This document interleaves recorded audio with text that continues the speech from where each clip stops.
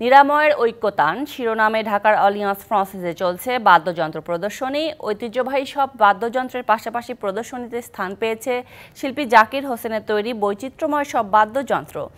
আগামী 29 নভেম্বর পর্যন্ত চলবে এই আয়োজন। আবহমান বাংলার সাংস্কৃতিক পরম্পরাকে সমৃদ্ধ করে রেখেছে লোকজ শিল্পীদের তৈরি বৈচিত্র্যময় সব বাদ্যযন্ত্র। কালে কালে সুর ও ছন্দের প্রয়োজনে নানা ধরনের এসব বাদ্যযন্ত্র তৈরি করে গেছেন প্রান্তিক শিল্পীরা। শিল্পী জাকির হোসেন গানের পাশাপাশি দীর্ঘদিন ধরে চালিয়ে যাচ্ছেন বাদ্যযন্ত্র নির্মাণের কাজ, আর এতে ব্যবহার করেন কাঠ, বেত, বাঁশ, চামড়া। লক্ষ্য থাকে নতুন ধরনের শব্দ কম্পাঙ্ক সৃষ্টির। এই প্রদর্শনীতে দর্শনার্থীদের প্রতিক্রিয়ায় মুগ্ধ শিল্পী জানান এগিয়ে যাওয়ার প্রত্যয়। একতার থেকেই ভালোবাসাটা শুরু, যে একতারের মধ্যে এত গভীরতা।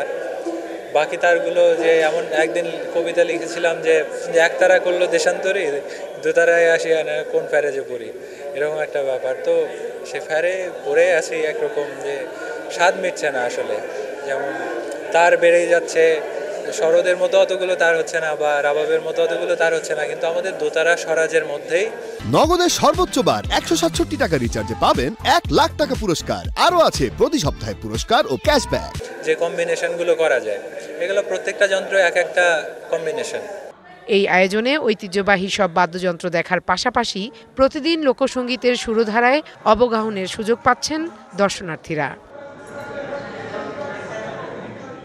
ফ্রান্স ও বাংলাদেশের সাংস্কৃতিক ঐতিহ্যের আদান প্রদানের লক্ষ্যে এমন আয়োজন চলবে বলে জানায় আয়োজক প্রতিষ্ঠান অলিয়ান্স ফ্রান্সিস।